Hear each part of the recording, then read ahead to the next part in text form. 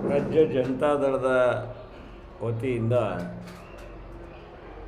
ಮಾಡಿರ್ತಕ್ಕಂಥ ತೀರ್ಮಾನದಂತೆ ಚಿಕ್ಕಮಗಳೂರು ಜಿಲ್ಲೆಯಲ್ಲಿ ಜನತಾದಳ ಮುಖಂಡರುಗಳು ಮತ್ತು ಕಾರ್ಯಕರ್ತರುಗಳು ಇದೇ ಬರತಕ್ಕಂಥ ಭಾನುವಾರ 31ನೇ ತಾರೀಕು ಧರ್ಮಸ್ಥಳ ಚಲೋ ಕಾರ್ಯಕ್ರಮವನ್ನು ಹಮ್ಮಿಕೊಂಡಿದ್ದೇವೆ. ಈ ಧರ್ಮಸ್ಥಳ ಚಲೋ ಕಾರ್ಯಕ್ರಮದಲ್ಲಿ ನಮ್ಮ ಜಿಲ್ಲೆಯ ಎಲ್ಲ ಕಾರ್ಯಕರ್ತರು,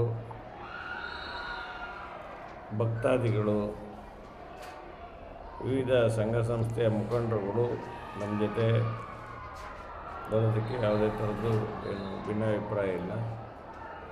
ಅವರೆಲ್ಲರೂ ಕೂಡ ಒಟ್ಟುಗೂಡಿ ಶಿವಮೊಗ್ಗ ಭಾಗದಿಂದ, ದಾವಣಗೆರೆ ಭಾಗದಿಂದ, ಚಿತ್ರದುರ್ಗದ ಭಾಗದಿಂದ ಬರೋರೆಲ್ಲ ಚಿಕ್ಕಮಗಳೂರು ಮಾರ್ಗವಾಗಿ ಮೂಡಿಗೆರೆ, ಕೊಟ್ಟಿಗೆಹಾರ ಮಾರ್ಗವಾಗಿ ಧರ್ಮಸ್ಥಳವನ್ನು ತಲುಪ್ತೇವೆ. ಅದೇ ರೀತಿ ಬೆಂಗಳೂರು, ಮೈಸೂರು, ಮಂಡ್ಯ ಭಾಗದಿಂದ ಬರ್ತಕ್ಕಂಥ ಎಲ್ಲ ಕಾರ್ಯಕರ್ತರು, ಮುಖಂಡರುಗಳು ಹಾಸನದಲ್ಲಿ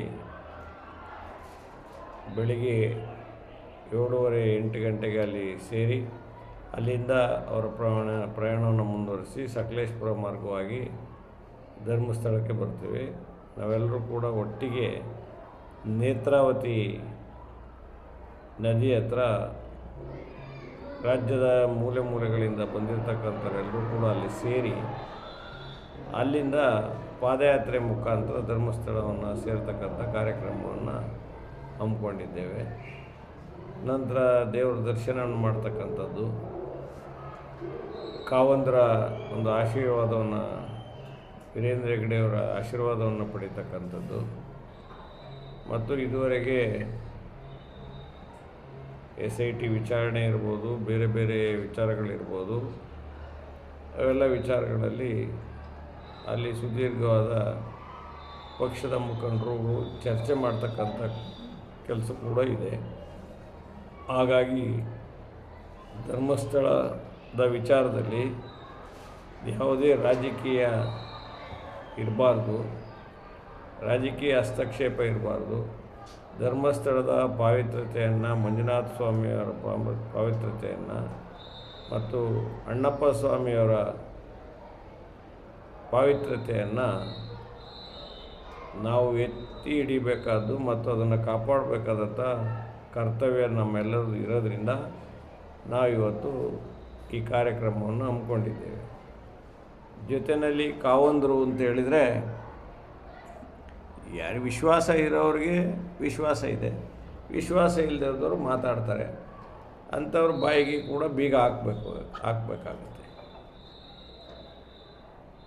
ಈಗ ಯಾಕೆಂದರೆ ಕಾವಂದರ ಬಗ್ಗೆ, ವೀರೇಂದ್ರ ಹೆಗ್ಗಡೆಯವ್ರ ಬಗ್ಗೆ, ಧರ್ಮಸ್ಥಳಕ್ಕೆ ಹೋಗ್ತಕ್ಕಂಥ ಮಂಜುನಾಥ ಸ್ವಾಮಿಯವರ ಮೇಲೆ ಏನು ವಿಶ್ವಾಸ ಇದೆ, ಅಣ್ಣಪ್ಪ ಸ್ವಾಮಿಯ ಮೇಲೆ ಏನು ವಿಶ್ವಾಸ ಇದೆ, ಅಷ್ಟೇ ವಿಶ್ವಾಸವನ್ನು ಹೊಂದಿರತಕ್ಕಂಥ ಭಕ್ತಾದಿಗಳು, ಸಹಸ್ರಾರು ಭಕ್ತಾದಿಗಳು, ಲಕ್ಷಾಂತರ ಭಕ್ತಾದಿಗಳು ಇದ್ದಾರೆ.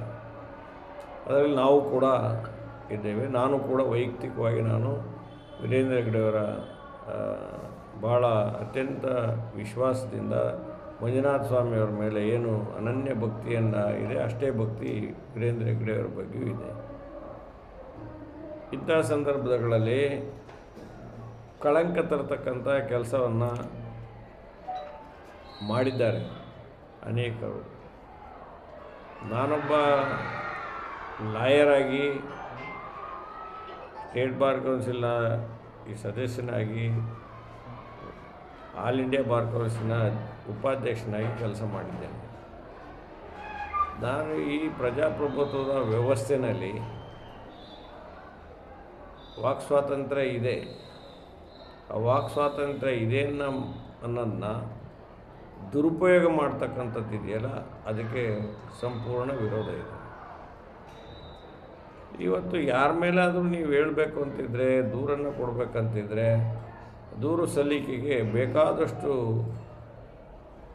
ಫೋರಮ್ಗಳಿದ್ದಾವೆ. ಆ ಫೋರಮ್ನಲ್ಲಿ ಯಾರ ಮೇಲೆ ದೂರು ಕೊಡೋದಾದರೂ ಕ್ವಶನ್ ಮಾಡ್ತಕ್ಕಂಥ ಅಧಿಕಾರ ಪ್ರತಿಯೊಬ್ಬ ನಾಗರಿಕನಿಗೂ ಇದೆ.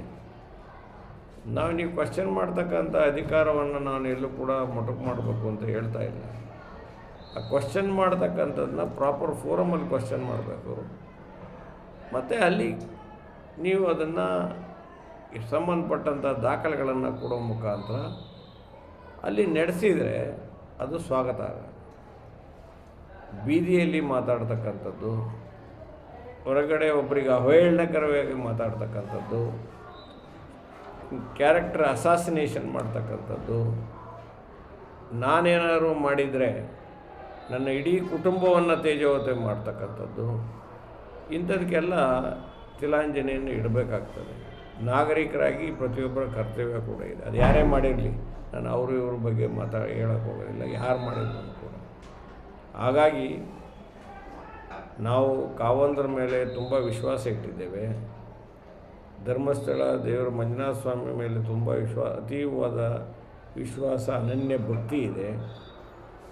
ಆ ಭಕ್ತಿ ಇಟ್ಟಿರ್ತಕ್ಕಂಥ ನಮ್ಮಂಥ ಭಕ್ತರಿಗೆ ಮತ್ತು ಧರ್ಮಸ್ಥಳದ ವಿಚಾರದಲ್ಲಿ ಅಪಪ್ರಚಾರ ಆಗಬಾರ್ದು ಅನ್ನೋದು, ಮತ್ತು ಅಲ್ಲಿ ಕಾವಂದರು ಮತ್ತು ಧರ್ಮಸ್ಥಳದ ಪಾವಿತ್ರ್ಯತೆ ಬಗ್ಗೆ ಅಲ್ಲಿರ್ತಕ್ಕಂಥವ್ರಿಗೂ ಕೂಡ ನಾವು ಅನನ್ಯ ಭಕ್ತಿಯಿಂದ ಹೋಗಿ ದೇವರ ದರ್ಶನ ಮಾಡಿ, ಜೊತೆಗೆ ಅವರಿಗೆ ಆತ್ಮಸ್ಥೈರ್ಯವನ್ನು ತುಂಬಬೇಕು ಅಂಥೇಳಿ ನಾವು ಇವತ್ತು ನಾವೆಲ್ಲರೂ ಕೂಡ ಧರ್ಮಸ್ಥಳಕ್ಕೆ ಹೋಗ್ತಾ ಇದ್ದೀವಿ.